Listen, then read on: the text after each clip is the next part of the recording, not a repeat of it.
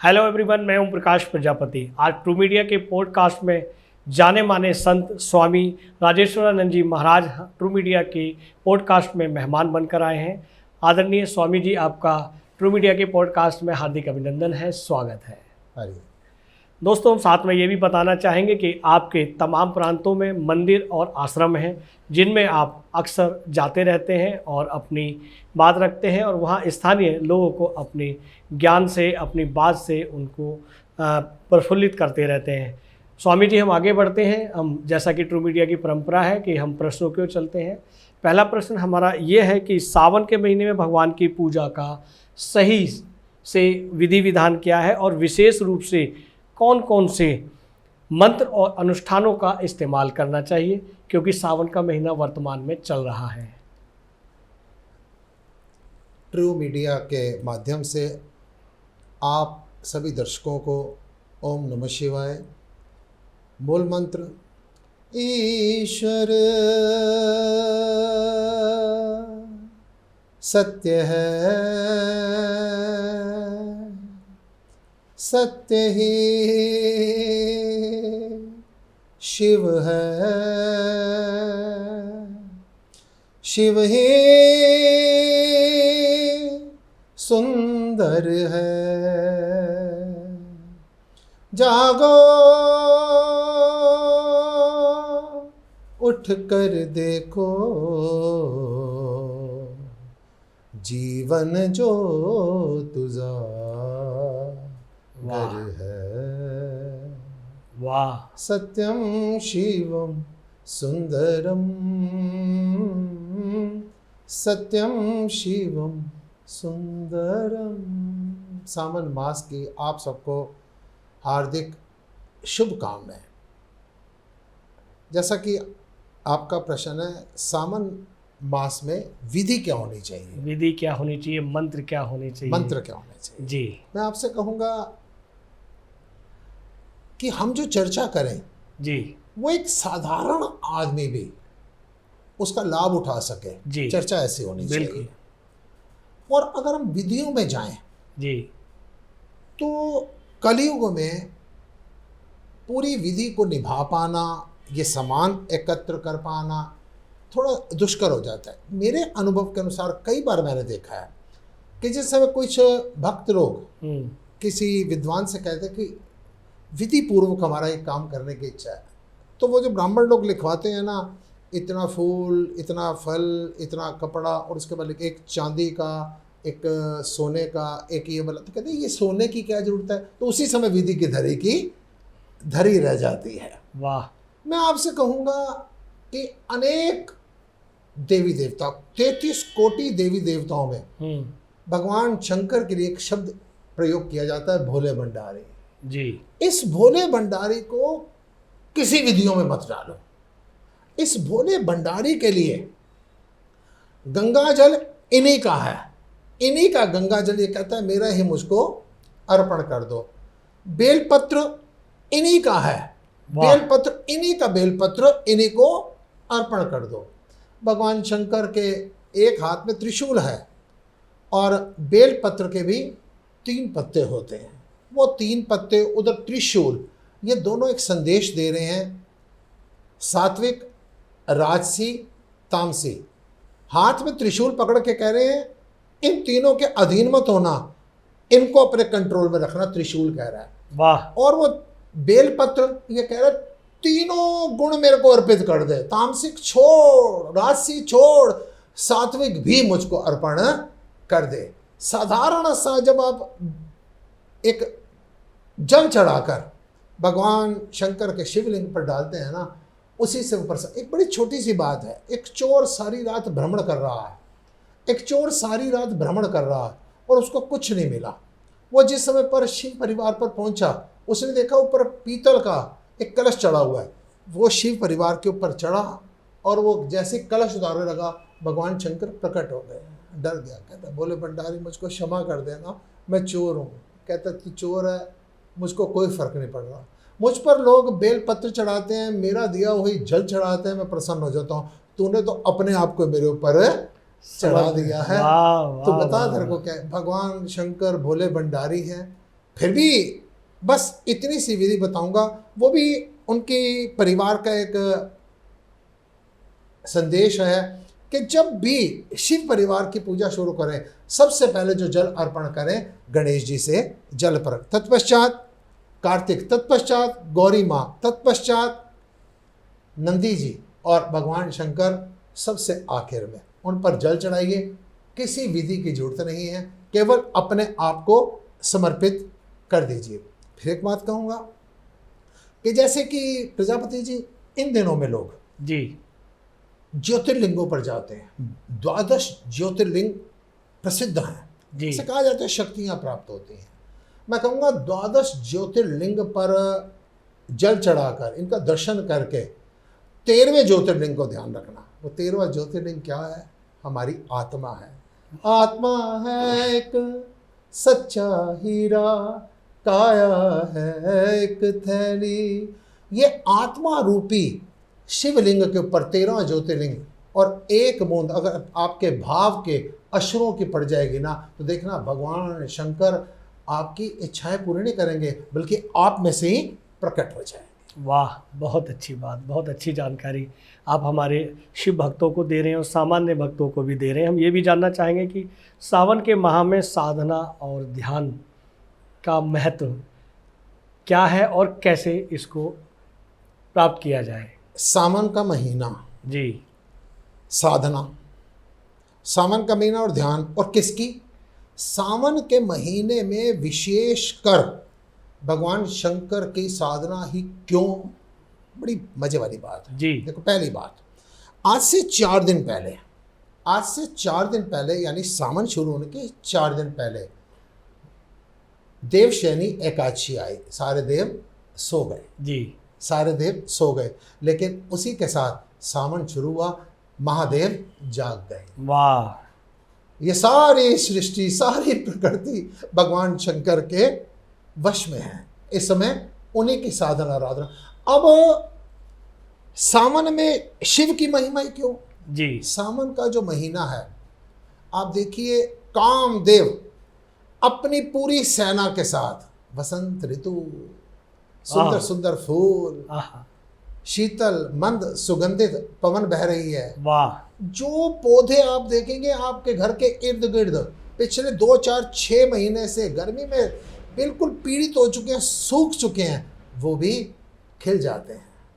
एक निर्जीव पड़ा हुआ आदमी भी, कई बार हमारा ऐसा एक्सपीरियंस है, गर्मी के दिनों में जब लोग आते हैं, स्वामी जी हम बहुत पीड़ित हैं, तो हम उनको आशीर्वाद देते हैं, बेटा थोड़े दिन की बात है, सब ठीक हो जाएगा। जैसे ही वर्षा आती है तो बिल्कुल निर्जीव आदमी भी खिल उठता है। अब जिस समय शीतल मंद और सुगंधित पवन बहती है, आदमी कामासक्त हो जाता है, काम भावना जाग जाती है। इधर काम भावना जागी और उधर भगवान शंकर की आराधना। क्यों? क्योंकि भगवान शंकर ही वो हैं जिन्होंने काम को भस्म कर दिया था। जैसे कहा जाता है ना, हार्ट का पेशेंट है तो हार्ट स्पेशलिस्ट के पास जाओ, ऐसे ही सावन में अगर काम का पेशेंट है ना, तो भगवान शंकर की आराधना करें। ये पहली बात। दूसरी बात, आप देखते हैं कि जैसी थोड़ी सी बारिश पड़ती है ना, जो लोग बिल्कुल सात्विक भोजन भी लेते हैं, वो भी कहते हैं आज कुछ चाट पकौड़ी हो जाए, क्या बात है। पकोड़े बना ले, वाह, आज कुछ मिष्ठान हो जाए, आज कुछ ऐसा चटपटा खाना हो जाए। इन अपनी इंद्रियों को वश में करने के लिए हमने वासना को ही उपासना बनाना है। क्या बात। ये जो सावन का महीना है, वासना का महीना है, काम का महीना है। ये एक शक्ति ऊर्जा का है। ऊर्जा को संभालना कैसे? ये साधना की जाती है कि इस काम को राम में कैसे परिवर्तित करना है। इसलिए सावन में भगवान शंकर की साधना आराधना करने का विशेष महत्व। वाह वाह वाह, बहुत अच्छी जानकारी आप हमारे ट्रू मीडिया के दर्शकों को दे रहे हैं। स्वामी जी, हम आगे बढ़ते हैं। जैसा आपने बताया कि भोले बाबा, भोले भंडारी ही है, कहते हैं कि मेरा मुझको अर्पित कर, और इस माह में तमाम वनस्पतियाँ खिल उठती हैं। इस मौके पर मनुष्य को पर्यावरण संरक्षण के लिए क्या और करना चाहिए? सावन का महीना और पर्यावरण। What is the meaning of the पर्यावरण? पर्यावरण जो बाहर से पूरा आवरण है। आवरण किस चीज का है? हम पृथ्वी का। आवरण किस चीज का है? वायुमंडल का, आवरण किस चीज का है? आकाश का। आवरण किस चीज का है? प्रकृति का। अब ये जो आवरण है, आप देखेंगे दिल्ली की बात लें तो काफी दिनों से बहुत ज्यादा प्रदूषण चल रहा था, बहुत प्रदूषण चल रहा था। जैसे ही वर्षा पड़ती है, यहाँ की जो भी एजेंसियां हैं वो समय समय पर वाटर पानी के जरिए, फुहारों के जरिए वो जो हमारे जो विषाणु कीटाणु होते हैं उनको मारने के लिए ये वाटर प्यूरिफायर करते रहते हैं। पहली बात, अब ये वर्षा पड़ जाती है, वायुमंडल अपने आप स्वच्छ हो जाता है। भगवान शंकर की ये महिमा है। अब जो नदियां हैं, जो वाटर सप्लाई है, वहाँ पर लोग जाते हैं, उनको गंदा कर देते हैं, बड़ी गंदगी फैल रही है। मैं कई बार कहता हूँ, अगर आप नदियों के प्रदूषण के लिए बात करें ना, आप कैसे साफ़ करें, अगर आपको साफ़ करने का कोई उपाय पता नहीं है ना, तो आप एक काम कर लीजिए, इनको गंदा मत कीजिए, बस इतना ही बोल रहेगा। लेकिन सावन के महीने में वर्षा से इतना जल स्रोत आता है कि नदियां अपने आप ही साफ हो जाती है। बात रह गई पृथ्वी की, बात हुई पृथ्वी की। इन दिनों में मुरझाए हुए पौधे भी अपने आप में जीविता को, हरियाली को, खुशहाली को प्राप्त हो जाते हैं। कुछ ना कुछ पौधे अवश्य लगाइए, इन दिनों में बहुत जल्दी पनपते हैं। ये पर्यावरण, ये आवरण एक प्रकृति का, दूसरा आवरण हर मनुष्य के भीतर का। भगवान शंकर से ज्ञान लीजिए कि हम अपने काम को, अपने क्रोध को, अपने लोभ को, अपने मोह को, अपने अहंकार को, इस भीतरी पर्यावरण को कैसे अंकुश लगा सकते हैं। वाह वाह वाह, बहुत अच्छी जानकारी चल रही है, बहुत कुछ ज्ञानवर्धक जानकारियाँ मिल रही है स्वामी जी। हम आगे बढ़ते हैं कि आधुनिक जीवन शैली में सावन के माह में जो परंपराएं होती हैं उसको कैसे हम संतुलित कर सकते हैं। जो हमारी परंपराएं हैं जी, हमारा ट्रेडिशन है, पूजा पाठ, सेवा, सिमरण, सत्संग। मैं आपसे कहूँगा, भगवान शंकर से बड़ा कोई गुरु नहीं है। वाह, इनको जगत गुरु कहा जाता है। क्यों भाई? उनकी जो एक्सपेक्टेशंस हैं, उनकी जो डिमांड है वो जीरो है, और एडजस्टमेंट में मेरे भोले भंडारी हीरो हैं। रहते कहाँ हैं? शमशान में रहते हैं। करते क्या हैं? इस पूरे ब्रह्मांड का अगर सबसे बड़ा कोई सेवादार है तो भगवान शंकर है। कैसे? जिस समय पर देवी देवता और राक्षसों के बीच में समुद्र मंथन हुआ, तो याद रखना इसमें लॉजिक दे रहे हैं क्या, कि अमृत मिलने से पहले विष मिला। ये क्या मैसेज है? घर से चले थे हम तो खुशी की तलाश में, खुशी की तलाश में, हम सामने खड़े थे यूं ही साथ हो लिए। वाह वाह वाह, कुछ दिल से दिल की बात चली और रो दिए, क्या यूं हसरतों के दाग। इच्छाओं ने हमारी हमको अंधा कर दिया। आदमी जब भी एक बिजनेस करने जाता है, एक लड़की किसी के घर में पुत्र वधू बनकर आती है, एक कोई राजनीति करने लगता है, याद रखना सफलता मिलने से पहले ना जाने कितनी उतराइयाँ चढ़ाइयाँ करनी पड़ती हैं। जब देवता और राक्षसों में आपस में समुद्र मंथन हुआ तो अमृत मिलने की बात तो बहुत दूर गई, सबसे पहले विष मिला। अब विष कौन ले? विष कौन ले? विष लेने के लिए भगवान शंकर सामने आए। याद रखना, जो अमृत पीने की कामना करे वो देव हैं, और जो विष हंसते हंसते पी जाए वो महादेव है। ठीक इसी प्रकार से अगर आप सिर्फ सुख की कामना करते हैं ना, तो आप एक साधारण मनुष्य हैं। और अगर आपके विचार ये रहे कोई सुख दुख की चिंता नहीं, मैंने अपने लक्ष्य को प्राप्त करना है, तो आप महामानव हैं, महादेव का रूप है। पहला, शंकर भगवान सामने आए जिस समय पर विष पीना पड़ा। दूसरा, महाकाली, जिस समय चंड मुंड रक्त बीज का संहार किया। अब उनके क्रोध को कौन शांत करे? भगवान शंकर समक्ष आए। उन्होंने कोई फर्क नहीं पड़ता, जमीन पर भी लेटना पड़े ना इनकी शांति के लिए, वाह हैं, तो वो जमीन पर लेट गए। और जैसे ही महाकाली का पांव महाकाल के ऊपर पड़ा तो वो शांत होना शुरू हो गई। तीसरा, जिस समय पर ऋषि भागीरथ की तपस्या के बाद गंगा जी धरती पर आई, अब धरती का वेग कौन संभाले? हम सभी चाहते हैं कि कुछ ना कुछ हमारे को प्राप्तियां हो, लेकिन प्रशंसा को पचाना, पैसे को पचाने के लिए भी तो हाजमा अच्छा होना चाहिए। अब गंगा जी तो आ गई, अब उसका वेग कौन सहारे? भगवान शंकर सामने। इन एवरी कंडीशन, जब जब देवी देवताओं के ऊपर कोई भी विपत्ति पड़ी, तो मैं 3 आपको बता रहा हूं ये उदाहरण, तीनों बार सेवा का सबसे बड़ा उदाहरण। सावन में ये जो हमारी परंपराएं हैं, कहीं कावड़ आ रहे हैं, कहीं सोमवार को जल चढ़ाया जा रहा है, इसमें मुख्य उद्देश्य अपना सेवा रखिए। दूसरी बात, सिमरण। शंकर और पार्वती आपस में कंट्रोवर्सी पैदा हो गई। कथा आपको पता होगी, भगवान शंकर ने पार्वती से कहा ये ब्रह्म है, परमात्मा है, राम है, इसको प्रणाम कर। औरतें इतनी जल्दी नहीं मानती। उसने कहा मैं कैसे मान लूँ? कंट्रोवर्सी पैदा हो गई, मतभेद पैदा हो गए। और ये क्या मैसेज है? आपके परिवार में भी, हमारे परिवार में भी कंट्रोवर्सियाँ पैदा होती हैं, और जिस समय पर कोई समस्या हो उस समय पर चुप रह के भगवान का सिमरण करना चाहिए। भगवान शंकर ने क्या किया? भगवान शंकर सिमरण करने लगे, सिमरण करने लगे। और जिसने सिमरण नहीं किया, आप लोग अगर सिमरण नहीं करते तो आप टेंशन में होते हैं, आप लोग अगर सिमरण नहीं करते आप तनाव में होते हैं। और आखिर में आप क्या कहते हैं? पार्वती ने क्या कहा? पार्वती ने कहा इससे अच्छा तो मर जाऊं ना, तो ज़्यादा अच्छी बात है। आप लोग क्या करते हैं? आत्महत्या कर लेना, वो ज़्यादा अच्छी बात है। सिमरण करना मुश्किल है, आत्महत्या करना आसान है। ये दूसरा मैसेज। और तीसरा, सत्संग।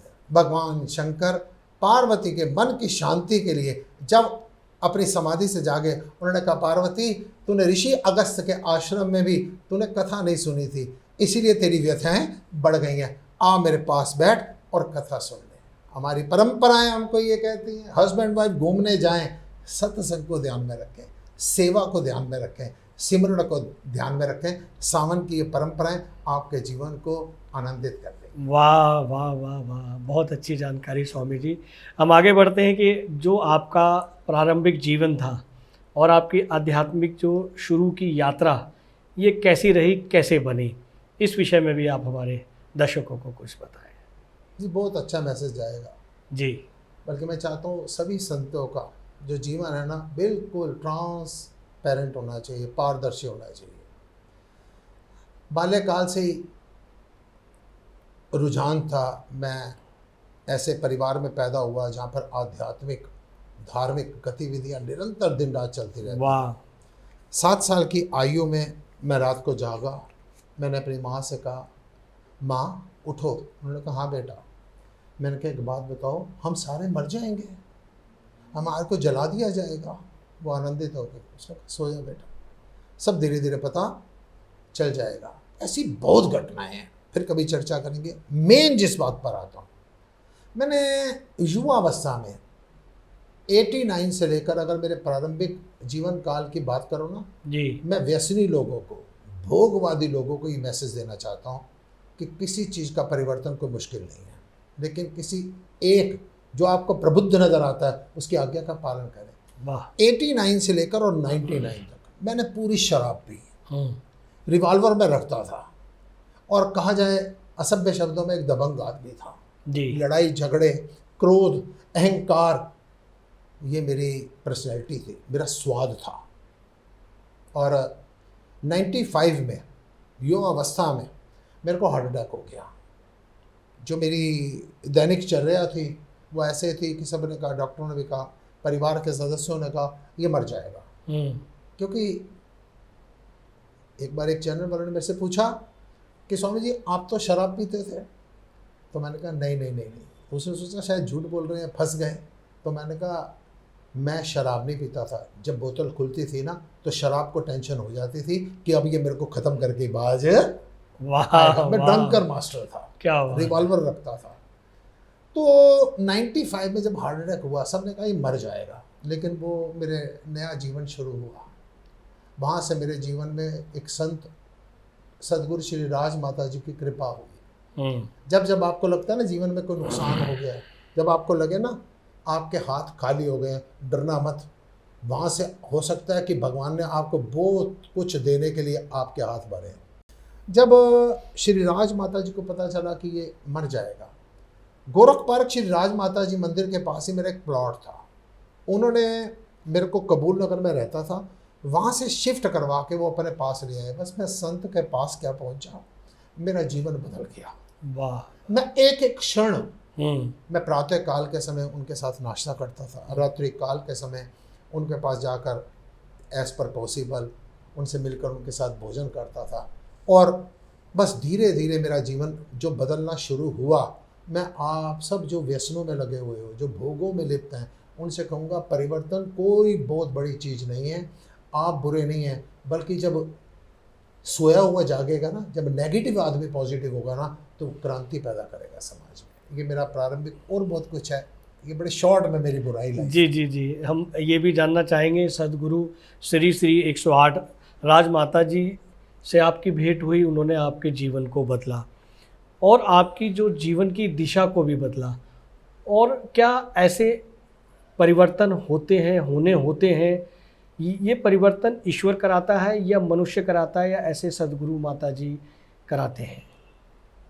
होता क्या है कि जैसे मैंने कहा, पहली बात तो जीवन में ये है, जल्दी से गुरु धारण मत करना। जी।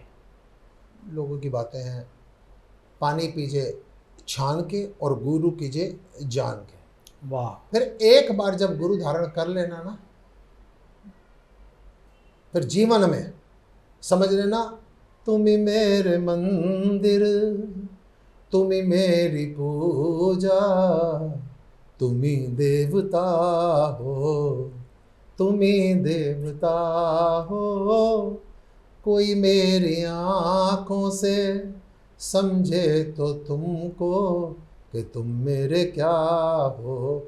जो सतगुरु है, वाल्मीकि का जीवन संत ने बदला, अजामिल का जीवन संत ने बदला, गणिका वैश्य का जीवन संत ने बदला, अंगुली माल का जीवन संत ने बदला, और इस बेकार, इस संसार के सबसे बड़े कूड़े का जीवन सदगुरु श्री राज माता जी ने उसको परिवर्तन कर दिया। ये दो बातें होती हैं प्रजापति जी। बात होती है कि जब भगवान की कृपा होती है तो परिवर्तन होता है जी। फिर दूसरी बात, जब आपका भाग्य जागता है तो परिवर्तन होता है। अब दो बातें हो गई। बिल्कुल। अब क्वेश्चन ये इरेज करता है कि स्वामी ये दो बातें हो गई कि एक तो हो गया कि हमारा भाग्य जागेगा तो परिवर्तन होगा, एक भगवान की कृपा होगी तो परिवर्तन होगा। इसका मैं ये कहूँगा कि जब हमारा भाग्य जागता है तो हमारे मन में किसी संत के प्रति श्रद्धा उत्पन्न होती है और वहाँ पर पहुँच जाते हैं। और दूसरी बात, जब भगवान कृपा करता है तो कोई संत आके हमारे द्वार पर आकर खड़ा हो जाता है और हमारे को जगा देता है, जैसे विभीषण को हनुमान जी ने जगाया। बात है, वो परिस्थितियां ही अपने आप बन जाती हैं। सब सर्कमस्टांसेस, वो जन्म जन्मांतरों के आपके प्रारब्ध हैं जी, वो धीरे धीरे जेही के जेही पर सत्य स्नेहु तो तेही मिले न कछु संदेह। वाह वाह वाह वाह। स्वामी जी, हम आगे बढ़ते हैं। जैसा कि ट्रू मीडिया भी साक्षी रहा है कि कोरोना काल में आपने असहाय गरीब लोगों को वस्त्र दिए हैं, भोजन दिया है, अन्य सामग्रियां दी हैं, और विशेषकर रेड लाइट एरिया में भी जाकर आपने माताओं बहनों को ये सुविधाएं प्रदान की हैं। ऐसी जगह जाने से लोग कतराते हैं। ये अनुभव आपका कैसा रहा? ये प्रेरणा आपको कैसे मिली? इस विषय में भी बताएं। अगर मैं गलत नहीं हूँ तो शायद 25 मार्च जी हमारे माननीय प्रधानमंत्री मोदी जी ने पहला लॉकडाउन अनाउंस किया था जी, और 24-25 की बात है, और अगले दिन से नवरात्रे थे। नवरात्रों में मेरा मौन व्रत होता है, 8 दिन मैं अपनी गुफा से बाहर नहीं आता, बिल्कुल आनंदमय स्थिति में अपना सिमरन करता हूँ। अब जैसे ही लॉकडाउन लगा, मैंने टीवी पर देखा तो मेरे नेत्रों में जल आ गया। मैंने अपनी संस्था की, हमारी धर्मपत्नी, मेरी गुरु माता के नाम से जिसको संबोधित करते हैं, मैंने उनसे कहा कि पूजा जी, मेरे को एक 50,000 रुपये आप देना, मेरे को आप एक 50,000 रुपये देना कि जो रिक्शा राइडर हैं, ये जो मज़दूर लोग हैं, ये भोजन की व्यवस्था कैसे करेंगे। तो मैं मौन व्रत पर चला गया। मंदिर बंद रहे, सब कुछ। नवरात्रों की हमारी आराधना साधना बड़े संक्षिप्त रूप में चलती रही। जैसे ही मैं अष्टमी वाले दिन मेरा मौन व्रत समाप्त हुआ, मैंने उसी टाइम सारे सेवादारों से, जो भी मंदिर में 10-12 लोग रहते हैं, मैंने कहा सब पीछे हट जाओ। मैंने गाड़ी की चाबी ली, गुरु माता जी को साथ लिया, और मैं एक मुकाम पर रानी बाग पहुंच गया, और वहाँ से मैंने राशन लिया। सेवादार लोग हैं वहाँ पर, उन लोगों ने मेरे को बहुत राशन दिया। जो वहाँ से ये यात्रा शुरू हुई, ये शुरू हुई थी एक कुएं से और आज ये सागर का रूप धारण कर चुकी है। वाह। और जहाँ तक रेड लाइट एरिया की बात है, जिस समय पर मैंने दूसरे लॉकडाउन में देखा, संडे टाइम्स में मैंने एक खबर पढ़ी, अखबार में मैंने एक खबर पढ़ी कि जो रेड लाइट एरिया के सेक्स वर्कर हैं वो बड़े परेशान हैं। अब मैं गुफा से बाहर आया, सेवादारों से मैंने कहा अष्टमी वाले दिन, मैंने कहा 100 किट तैयार कर दो। सब ने कहा स्वामी जी राशन की 100 किट क्या करनी है? मैंने कहा आप तैयार कीजिए फिर देखते हैं। मैं उनको बोलते, महिला वर्कर्स हैं हमारे सेवादार हैं, मेरे को बोलते हुए भी शर्म आ रही थी, मेरी आंखें झुक रही थी, परेशान था मैं अपने आप में, लेकिन सबको तैयार किया। 10-12 जो सेवादार युवा हैं उनको तैयार किया और मैं चला red light area GB road की तरफ चला। मन के अंदर बड़ी बातें थी कि कैसे करूँगा, वो सीढ़ियाँ कैसे चढ़ूँगा, जिसको असभ्य भाषा में कोठा कहा जाता है, जिनको वेश्याएँ कहा जाता है, कैसे चढ़ूँगा। अब वो कन्या पूजन का दिन था, मेरे को यही मेरे दिमाग में आ रहा था, आज कन्याएं तो मिल नहीं रही लॉकडाउन के कारण, बिल्कुल। तो ये भी तो कन्याएं हैं, इन्होंने भी जब जन्म लिया होगा ना तो कितनी इनकी पूजा की गई होगी। वाह। मैं खैर वहाँ पर मैं उस रेड लाइट एरिया में पहुँच गया। आगे एक पुलिस वाला मिला और उस पुलिस कर्मी ने मेरे से पूछा बाबा जी आप कैसे हैं? मैंने कहा भाई ये जो ऊपर नज़र आ रही हैं लड़कियाँ, इनको नीचे बुला दोगे? और उसने कम से कम 50-60 लड़कियाँ नीचे बुला दी।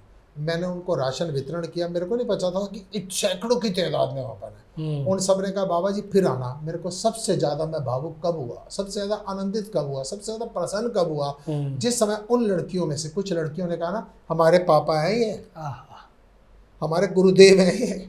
मेरे मन में आया भगवान तूने मेरे ऊपर कितनी कृपा की है कि जिसके साथ खड़े होकर, वैश्या सिर्फ ये लड़कियां नहीं हैं, उनसे पूछो जो सफ़ेद वस्त्रधारी, बिल्कुल, जो इनके पास आते हैं और घरों पे जाके इस समय पर सो रहे हैं, जिनका इनकी तरफ ध्यान नहीं है, वो भी तो चरित्रहीन है ना। बिल्कुल। और ये लड़कियां जो चरित्रहीन है, अगर ये भी मुझको बाप कह रही हैं, गुरु कह रही हैं, तो तेरी कोई कृपा है। वसुदेव कुटुंबकम के दृष्टिकोण से इनकी सेवा मैं निरंतर करता चला गया। मेरे को बड़े अपवाद सुनने पड़े, मजाक उड़ाए गए, व्यंग हुए, लेकिन मेरा अपने लक्ष्य पर ध्यान था, लोगों की बातों पर नहीं था। वाह वाह वाह, बहुत अच्छा काम आपने किया था। इस बात का मैंने अभी आपको बताया कि ट्रू मीडिया भी साक्षी रहा है, उसने भी कवरेज किया था, इसलिए मुझे वो संस्मरण याद रहा और वो प्रश्न किया। हम आगे बढ़ते हैं।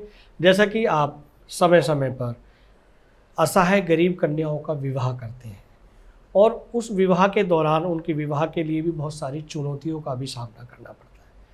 वो चुनौतियाँ क्या होती हैं, उन्हें पार कैसे करते हैं, ये भी हमें दर्शकों को बताएं। देखिए, आज से 25 साल पहले जी, कोई एक बड़ा निर्धन परिवार था, वो बड़ा परेशान था, हमारे शिष्य मंडल में था, ब्राह्मण परिवार था। तो उसकी लड़की की शादी मैंने की। अब उनसे जुड़ते जुड़ते कई लोग मेरे पास आना शुरू हो गए और एक दिन एक बड़ी घटना घटी। मैं अपने रूम में था, कुछ चैनल वाले आए, सेवादारों ने कहा स्वामी जी कुछ चैनल वाले आए हैं। हमने कहा व्यवहारिक है, समय समय पर इंटरव्यू होते रहते, कोई आए होंगे। चैनल वाले और उनके साथ एक लड़की थी। उस लड़की ने कहा इन्होंने मेरी शादी ज़बरदस्ती करवा दी थी। तो वहाँ से मेरे को नई नई प्रेरणाएं मिलती चली गई कि सेवा तो करो लेकिन सावधानी के साथ करो। वाह। कई बार मेरे को इस टिपिकल दौरों से गुजरना पड़ा। हम कभी भी किसी की शादी, हम पहले फिर एफिडेविट बनवाना शुरू किया, हम अपनी मर्जी से शादी कर रहे हैं, A to Z, ये सारे का सारा खर्चा श्री राज माता झंडे वाला मंदिर के सेवादार, ये नाचीज राजेश्वरानंद, हम सारा व्यय करते हैं। लेकिन एफिडेविट लेने के बाद अपनी पूरी संस्था की, स्वयं की, सेवादारों की सुरक्षा निश्चित करते हुए हम ये काम आगे बढ़ाना शुरू। वाह वाह वाह वाह वाह, बहुत अच्छी जानकारी दे रहे हैं। और जो साथी आपसे जुड़ना चाहते हैं इस तरह के कार्य के लिए, अभिभावक जुड़ना चाहते हैं, गरीब असहाय कन्याओं की जानकारी देना चाहते हैं, वो भी स्वामी जी से संपर्क कर सकते हैं। मैं आपको बता दूं, पहले हम ये शादियां करते थे 7 मई को जी, अब हमने 12 महीने शुरू कर दिए। क्या बात। 12 महीने कभी भी आपकी नज़र में कोई ऐसा अभावग्रस्त परिवार हो जो अपना कन्या का विवाह करने में असमर्थ हो, जिसको कन्या बोझ लगती हो जी, इसलिए कन्या भ्रूण हत्या बढ़ती जा रही है, कन्या बोझ है, नहीं। आप 12 महीने में आपने अगर लड़का कोई भी देख रखा हो, आप इस चैनल के माध्यम से हमारे तक पहुंचिए। जब आप कहेंगे बेटी की शादी अपनी बेटी बनाकर करना, मेरा वाह आपसे एक वाह वाह, वायदा है। बहुत साधुवाद है आपको। आपको सादर प्रणाम है, आप इतने नेक कार्य करते हैं। और इन नेक कार्यों में से एक कार्य और भी है जिसके बारे में मैं आपसे जानना चाहता हूँ, वो ये है कि आप गुमनाम अस्थियों का विसर्जन भी समय समय पर करते रहते हैं। ये गुमनाम अस्थियों का विसर्जन करने का आइडिया कहें या ये मन में आपके कैसे जागरूकता आई, कैसे ये फीलिंग आई कि इसे करना चाहिए, और जब ये आप इसको करते हैं तो आपको कैसी आत्मसंतुष्टि मिलती है?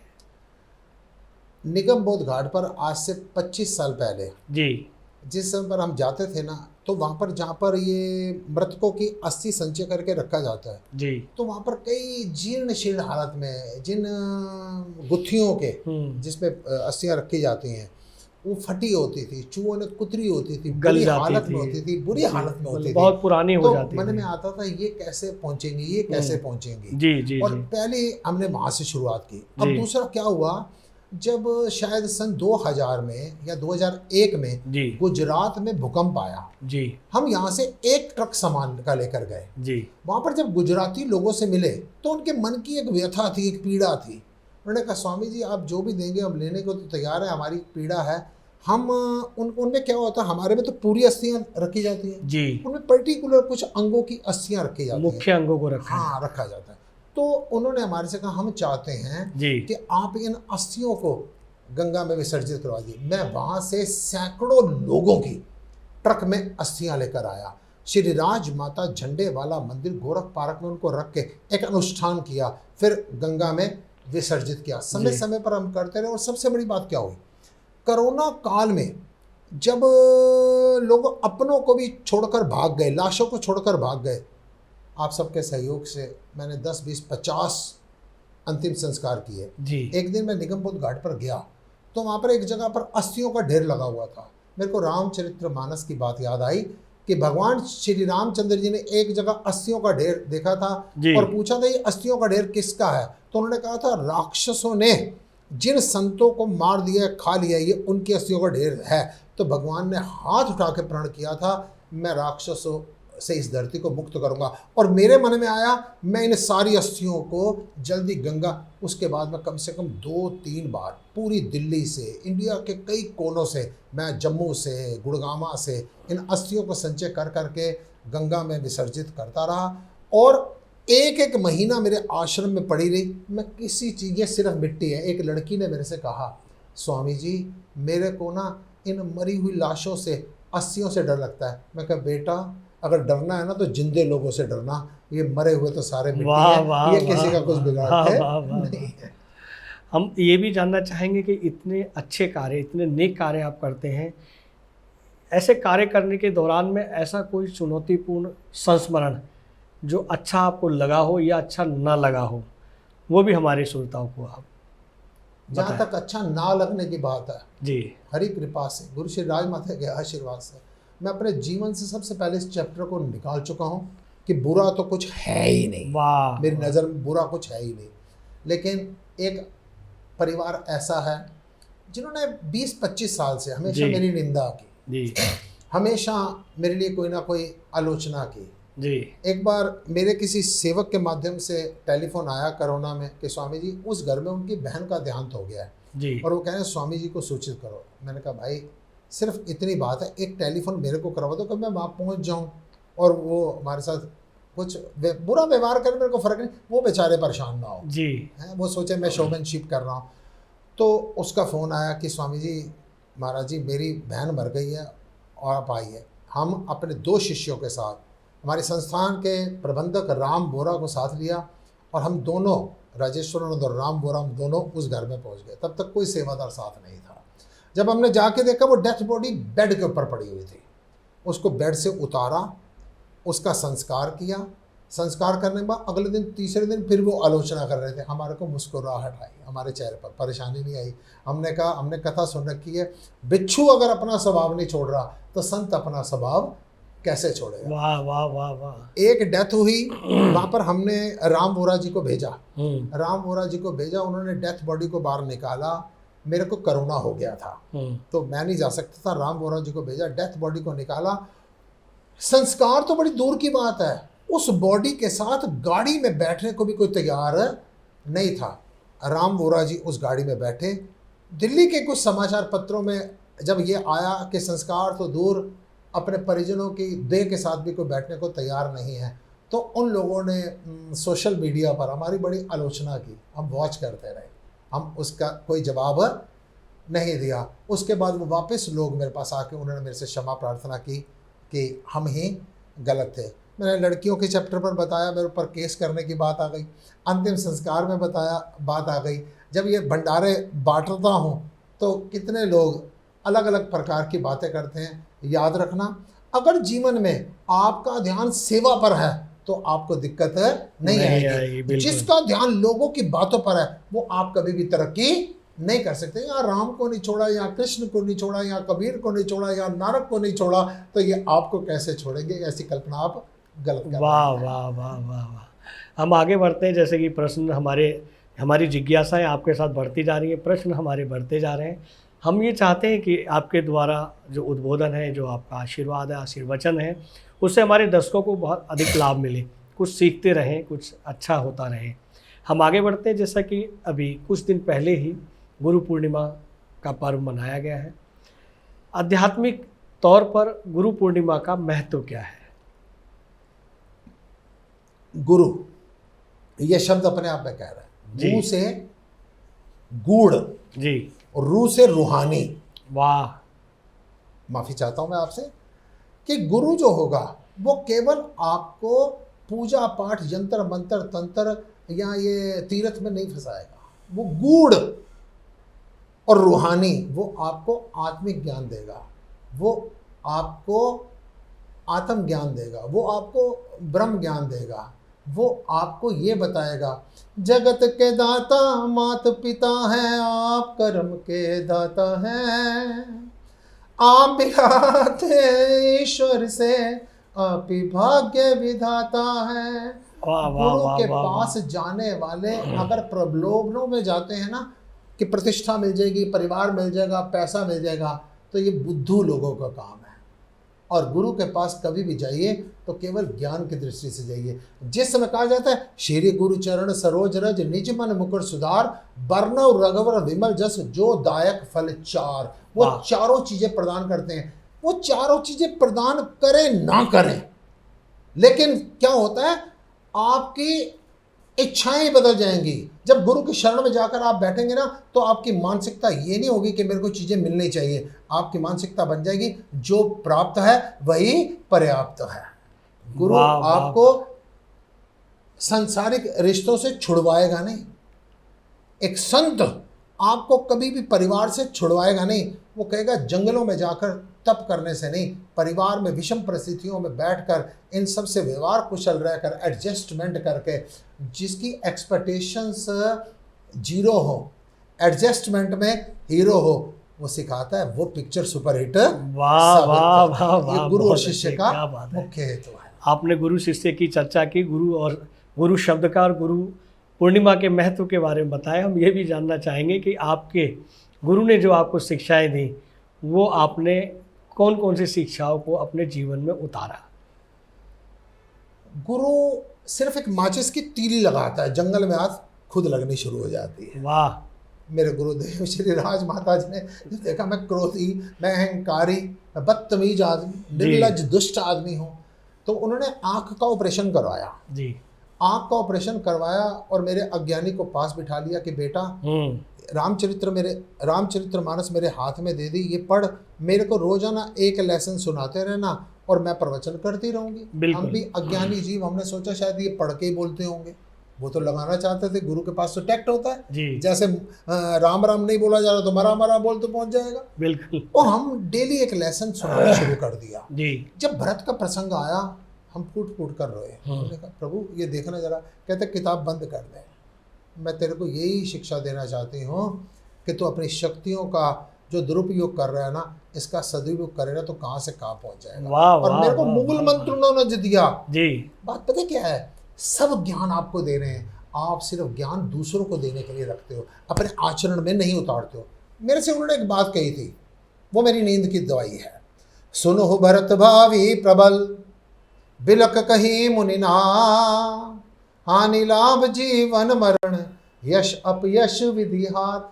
मेरे स्वामी जी ने मेरे को कहा था 6 चीज़ें परमात्मा के हाथ है। हमने उसको कथा की तरह नहीं सुना था, हमने उसको दोहे की तरह नहीं सुना था, हमने सुना था ये हमारा गुरु मंत्र है। वाह। उसके बाद रोज रात को इतने आश्रम है, 11 आश्रम है पूरे हिंदुस्तान में, उत्तर भारत में कहीं भी कोई प्रॉब्लम होती है हम सोचते हैं हानि लाभ जीवन मरण यश अपयश विधि हार। जिस समय मैं अंतिम संस्कार करने कोरोना के मृतकों का गया, उस समय हमने ये विचार किया था ये आचार्यों को जो संस्कार कर रहे हैं इनको कोरोना क्यों नहीं हो रहा, डॉक्टर जो है ये क्यों नहीं मर रहे, ये जो एम्बुलेंस चला रहे हैं ये क्यों नहीं मर रहे।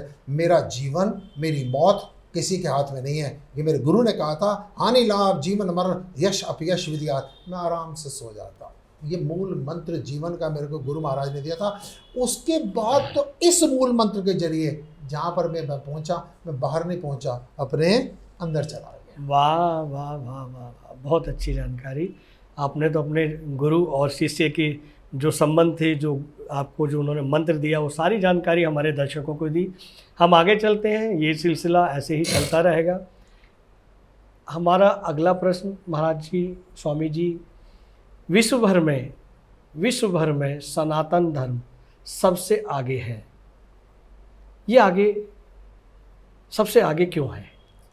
इसकी क्या? सनातन से बढ़कर कुछ नहीं है। सनातन क्या है? सनातन सत्य है जी, सनातन प्रेम है, सनातन दया है, सनातन त्याग है, सनातन भाईचारा है। सनातन कोई धर्म मात्र नहीं है, सनातन तो पूरे की पूरी साइंस है, सनातन तो समर्पण है। हिंदू धर्म सबसे महत्वपूर्ण क्यों?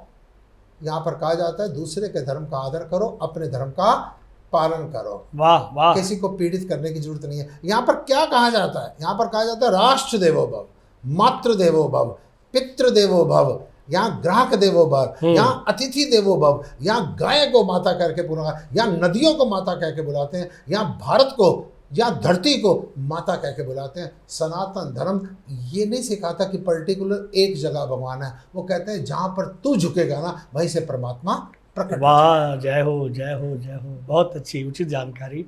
हालांकि ये मनुष्य को पता होता है लेकिन उसको आचरण में नहीं लेता है।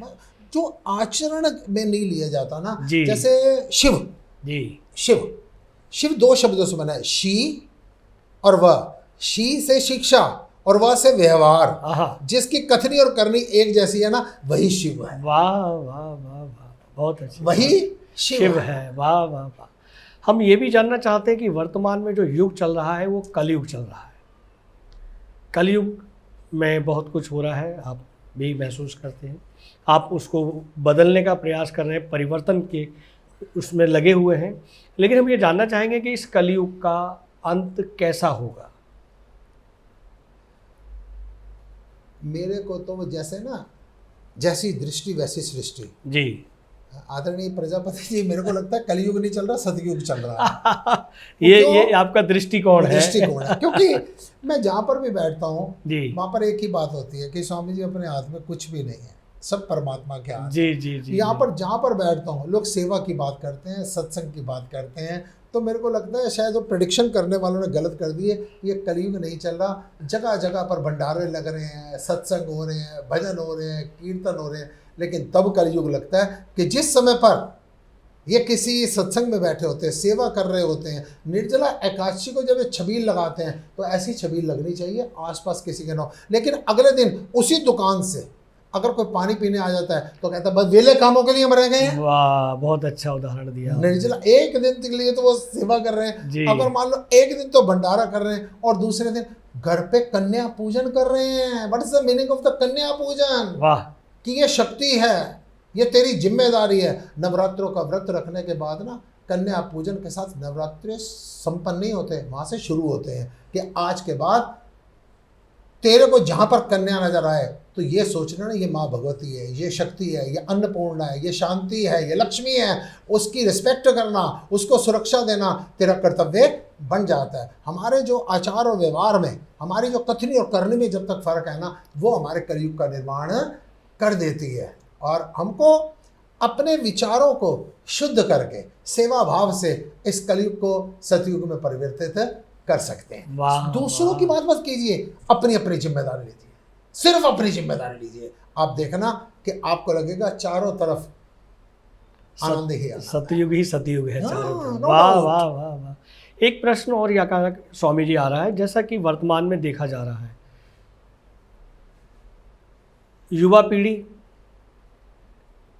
अपने संयुक्त परिवार के साथ रहना पसंद नहीं करी, और वो युवा पीढ़ी है जो शिक्षित है, वेल शिक्षित है, और वो दंपति जो दोनों वर्किंग हैं, उन्हें संयुक्त परिवार की आवश्यकता भी है, बावजूद उसके वो एकल परिवार में रहना पसंद कर रहे हैं, और उस वजह से समाज भिन्न होता जा रहा है, बहुत मुश्किल में जाता जा रहा है। ये बहुत बड़ी समस्या है। जी सबसे बड़ी समस्या है कि संस्कारों की समस्या। एक चीज़ मेरी नोट करना, मेरे लाइफ का अनुभव है, संस्कारहीन शिक्षित व्यक्ति से संस्कार वाला अशिक्षित व्यक्ति बहुत अच्छा होता है। बहुत अच्छी बात कही आप। हम शिक्षा तो दे रहे हैं बच्चों को, लेकिन संस्कार नहीं दे रहे हैं। सबसे पहला मुद्दा है संस्कारों की कमी। दूसरी बात, जनसंख्या नियंत्रण कर रहे हैं, अच्छी बात है। हमारे पास अब एक बच्चे पर आ गए हैं, 2 बच्चों पर आ गए हैं, और इन बच्चों को हम शिक्षा हाई प्रोफाइल पढ़ाना चाहते हैं। कनाडा में, अमेरिका में, ऑस्ट्रेलिया में, ब्रिटेन में हम पढ़ाना चाहते हैं, घर से बाहर रहे, सर्विस भी वहीं चाहते हैं। फिर जब पहले से आप बच्चे को जो कुछ देना चाहते थे उसको दे दिया, बाद में आप अकेले रह जाते हैं। बच्चे भी खराब होते हैं। बिना संस्कारों के जिन चीज़ों को हम सुरक्षित करना चाहते हैं वो बर्बाद हो रही है जी। तो आगे वाली पीढ़ी बर्बाद हो रही है। चलो, आप उनको शिक्षा देना चाहते हैं, आपने उनका अच्छा विवाह कर दिया,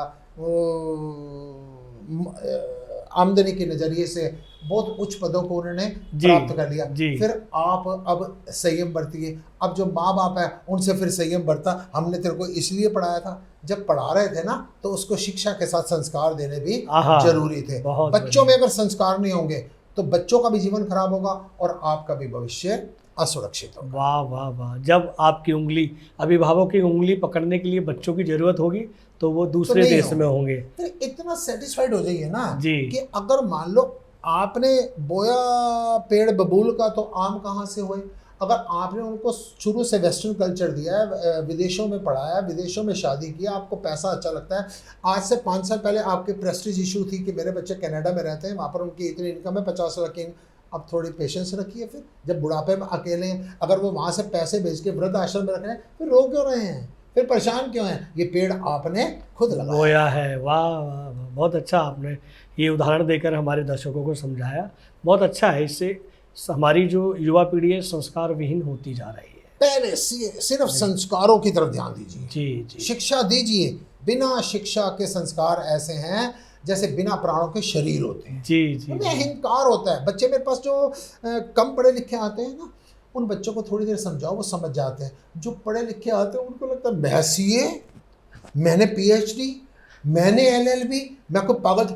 तुमने LLB कर ली लड़ाइयों के लिए, तुमने CA कर लिया छल कपट के लिए, तुम CS बन गए धोखा देने के लिए, लेकिन तुम्हारे को ये नहीं पता इन सब से ऊपर भी कोई ना कोई चीज़ है। वाकई। चलिए हम आगे चलते हैं। हम संस्कारों की बात कर रहे हैं, हम हिंदू धर्म पर आते हैं। हिंदू धर्म में जो पुनर्जन्म होता है, पुनर्जन्म की क्या परिभाषा है? पुनर्जन्म का अर्थ क्या है? पुनर्जन्म हमारे कर्मों के फलस्वरूप। हम रामचरितमानस पर आधारित होकर बात करते हैं कि विष्णु जी ने वृंदा का जब जलंधर को मारा, वृंदा के पति जलंधर को मारा, तो वृंदा ने श्राप दिया, देखना यही जलंधर राक्षस बन के तेरी पत्नी का हरण करेगा। उनका पुनर्जन्म हुआ। नारद जी ने श्राप दिया कि तूने एक लड़की के लिए, विश्वमोहिनी के लिए मेरी ये दुर्गति की, तू भी अपनी पत्नी के लिए दर दर की ठोकरें खाएगा। पुनर्जन्म हुआ जी। भगवान श्री रामचंद्र ने छुप कर बाली को मारा। अगले जन्म में भगवान श्री रामचंद्र श्री कृष्ण बने और वो जो बाली है वो एक शिकारी बना। उस शिकारी ने, जैसे राम जी ने छिप कर बाली को मारा था, उस शिकारी ने छिपकर भगवान श्री कृष्ण के पैर पर तीर मारा, चला। पुनर्जन्म हुआ। वाह वाह। अब ये वाह। जन्म जन्मांतरों के खेल हैं। यहाँ पर जिस चीज के कर्जे होते हैं, जिस के लेन देन होते हैं, आप और मैं भी अगर मिल रहे हैं ना प्रजापति जी, जी। ये भी हमारे पूर्व जन्मों के संस्कार छुटे हुए हैं। प्रारब्ध है ये भी। कोई किसी वाह, की वाह। ना कोई माँ यहाँ तेरी, हम्म। ना कोई पुत्र तेरा है। क्या बात। कर्जे उतारने के लिए सारे के सारे हम इकट्ठे हुए हैं। वाह। सिर्फ कर्जे उतार, सुख और दुख के ये सारे पार्ट आते हैं, ये हमने खुद बीज बोए थे, उसको पार कर जा अपने लाइफ को। ये वाह, पुनर्जन्म वाह, वाह। निश्चित है, जो कर्म कर रहे हैं उसको भोगना ही पड़ेगा। आनंदमय आनंदमय, आपने बहुत अच्छी जानकारी दे रहे हैं। हम आगे बढ़ते कि मनुष्य, हिंदू धर्म में मनुष्य मोक्ष को कैसे प्राप्त कर सकता है। मोक्ष, मैं आपको अपने लिए बताऊं, अगर वो परमात्मा मेरी आवाज़ को सुन रहा है, निश्चित सुन रहा है, मेरे को मोक्ष नहीं चाहिए। सारा संसार मोक्ष के लिए भाग रहा है, मुझको मुक्ति नहीं चाहिए। भाई कोई चीज़ मैं आपसे कहता हूँ, प्रजापति जी गर्मी लग रही है, एयर कंडीशन चला दो, इट मीन्स मेरे को गर्मी लग रही है। प्रजापति जी मेरी आवाज़ सही नहीं आ रही, तो इसका मतलब मेरे को माइक चाहिए। प्रजापति जी बोल बोल के गला थक गया, इसका मतलब मेरे को चाय चाहिए। मोक्ष क्यों चाहिए? वाह। किस लिए चाहिए मुक्ति? इसका मतलब तुम यहाँ पर परेशान हो ना, है? हम परेशान है ही नहीं। क्या बात है। वाह वाह वाह। In every moment. वाह वाह हम अपने वाह। वो जो दुखी, और जो दुखी है, जो दुखी मोक्ष मांग रहा है, उसको तो मोक्ष मिल ही नहीं सकता, क्योंकि वो दुखी है। भगवान का तो पहला श्री गीता जी में कहा गया कि तू दुखी क्यों होता है, तू बंधनों, दुख यानी बंधन, बंधनों में क्यों फंसता है। और मोक्ष का इसकी संधि विच्छेद करते हैं, मोह जमा क्षय, मोह का क्षय मोक्ष। यानी मोह क्या है? मैं और मेरी, मैं स्वामी राजेश्वरानंद हूँ, श्री राजमाता झंडे वाला मंदिर के सारे आश्रम मेरे हैं, ये प्रजापति जी हैं, और ट्रू मीडिया इनकी है। ट्रू मीडिया इनकी नहीं है, राजमाता झंडे वाला मंदिर इसका नहीं है। इतने साल इसकी ड्यूटी मिली है, अगर इसकी ट्रू मीडिया है तो ये इसके साथ खत्म थोड़ी हो जाएगी। अगर राजमाता झंडे वाला मंदिर इसका, तो ये साथ थोड़ी ले जाएगा। ये सब फॉर टाइम बीइंग शौकीदारी मिली है। आप सिर्फ दुख का विषय क्या है? आप दिन रात आप सुन चुके हैं, हम रंगमंच की कठपुतलियाँ हैं, हम सिर्फ आर्टिस्ट हैं, लेकिन अपने लिटरेचर में नहीं लेते। मैं एक एग्जांपल देता हूँ, मेरे को बहुत अच्छा लगता है। देश विदेशों में भी जब कहीं विदेश की यात्रा होती है, ये बात जरूर कहते हैं। मैंने कहा सारे संत महात्मा गुणीजन आपको कहते हैं पिक्चर मत देखना, टीवी मत देखा करो जी। मैं आपसे कहूँगा, जो दर्शक इस समय ट्रू मीडिया के माध्यम से आप ये हमारा कार्यक्रम देख रहे हैं ना, जैसे ही ये कार्यक्रम खत्म होगा, आप कोई ना कोई पिक्चर जरूर देखना। वाह वाह वाह। और बड़ी इमोशनल पिक्चर देखना है।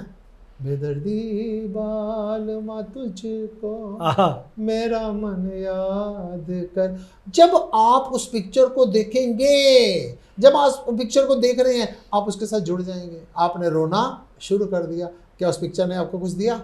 नहीं दिया। क्या कोई लिया? नहीं लिया है, सिर्फ उसके साथ जुड़ गए थे। ठीक ऐसे ही आपको आपके कहीं ना कहीं पेरेंट्स का, आपके परिवार के किसी ना किसी सदस्य का देहांत हुआ था, तो आप बड़ा रो रहे थे। आज क्यों नहीं रो रहे हैं? आपका पिछले दिनों कोई आदमी ऐसा नहीं जिसका कोई ना कोई नुकसान ना हुआ, आपका बड़ा नुकसान हुआ था, आप बड़ा रो रहे थे, अब क्यों नहीं रो रहे? सिर्फ अभी एक बात करते हैं ना, आप अपने किसी बड़े प्रेमी जिसकी डेथ हो चुकी है उसको याद करो, 5 मिनट के अंदर अंदर ना आप रोना शुरू कर देंगे। तो जिसकी डेथ हो चुकी है उसने आपको रुलाया? नहीं, आपके मन ने रुलाया। ये मन से पैदा होता है मोह। हमने सिर्फ किसी के साथ जुड़ना नहीं है, सब कर्म करना है। हमने किसी के साथ जुड़ना नहीं है, ना आगे बढ़ना है ना पीछे हटना है। जैसे एक लड़की रस्सी के ऊपर चलती है, बैलेंस बना के चलती है ना, बिल्कुल बैलेंस ऐसे बैलेंस बना के चलना है। वो आपका ना आए की खुशी ना गए का गम। कबीरा खड़ा बाजार में सबकी मांगे खैर, ना काऊ से दोस्ती ना काऊ से बैलेंस। जिसको अपना मानोगे वहीं से दुख मोह शुरू हो जाएगा। बिल्कुल, वाकई वाकई बहुत अच्छी जानकारी दी। हम चलते चलते स्वामी जी एक प्रश्न और करेंगे कि आजकल भारत देश में संत रूपी भगवान बने हुए हैं, और तमाम ऐसे भगवान अशिक्षित भक्तों को, शिक्षित होकर भी अशिक्षित भक्तों को धोखा देते हैं। और अभी हाल ही में हाथरस में ऐसा एक बड़ा हादसा हुआ जहाँ 100 से अधिक लोगों की मृत्यु हुई। ऐसे संतों को, ऐसे नकली भगवानों को और उन भक्तों को क्या कहना चाहेंगे? आपने कहा धोखा देते हैं। जी मैंने आपको ये रुमाल दे रहा हूँ, जी आपने नहीं लिया, जी मेरे पास वापस आ गया। जी दूसरी बात, लोग कहते हैं महाराज जी वो तो ना मजमा लगा के बैठे हैं, जी हमारा तमाशा देख रहे हैं, तुम जी। दिखा क्यों रहे हो? जी हैं? मेन बात ये है, एक केवल हमारे हिंदू धर्म में नहीं, आप डेली सोशल मीडिया पर देखिए, हिंदू मुस्लिम सिख हर जगह पर, वो क्रिश्चियन को देखता हूँ ऐसे ऐसे करते हैं, वो पागल से हो जाते हैं लड़कियाँ, हिंदुओं में देखता हूँ, तो ये कहाँ पर गलती कहाँ पर हो रही है? जब तक आप किसी की चरणों की धूल लेके जाते हैं ना, मेरी समस्या का समाधान हो जाए, जब तक आप ये चाहते हैं ना कि एक कोई वो घुट्टी लेकर या पता नहीं क्या तंत्र मंत्र यंत्र लेकर कोई हमारा फ़ायदा हो जाए, हमारे को दुखों से निवृत्ति मिल जाए, ये आपकी गलतफहमी है। आपको रोज़ाना लोग धोखों में फंसाते रहेंगे। आहा, इसलिए सबसे पहले आप याद रख लो, मैं आपको चैलेंज देके कह रहा हूँ, ब्रह्मा विष्णु महेश भी आपकी प्रॉब्लम को तब तक सॉल्व नहीं कर सकते जब तक आप खुद अप्रिशिएट नहीं करेंगे। मैं आप कोई भी आदमी आपको तब तक सुख नहीं दे सकता जब तक आप उसको लेने की तैयारी नहीं कर रहे। कोई आदमी आपको तब तक दुख नहीं दे सकता जब तक आप उसमें सहयोगी नहीं बनते हैं। ये छदम महात्मा।